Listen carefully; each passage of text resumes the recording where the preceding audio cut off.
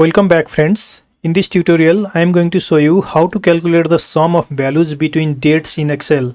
Here in this sheet, I have the details of sales where there is date, item name and the sales revenue.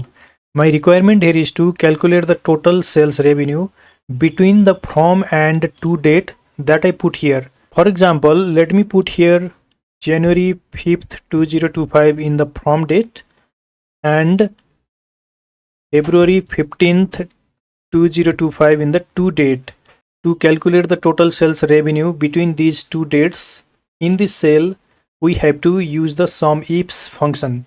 So press equal to, type SUMIFS function, open parenthesis.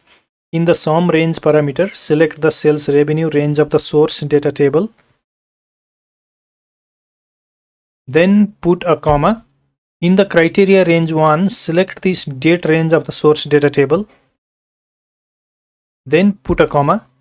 In the criteria 1, put greater than equal to the from date.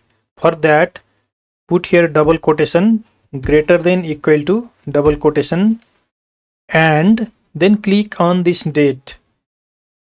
Then put a comma. In the criteria range 2, again select the date range of the source data table. Put a comma. Then in the criteria 2, we have to take less than and equal to the to date.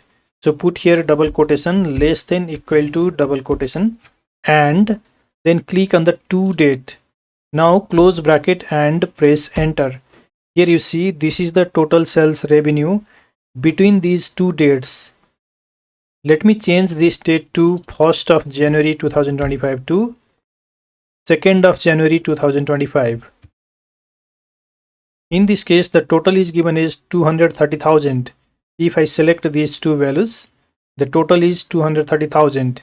In this way, we can calculate sum of values between dates by using the SUMIFS function in Excel. If you want to practice this, you can download the sample workbook file from the video description below.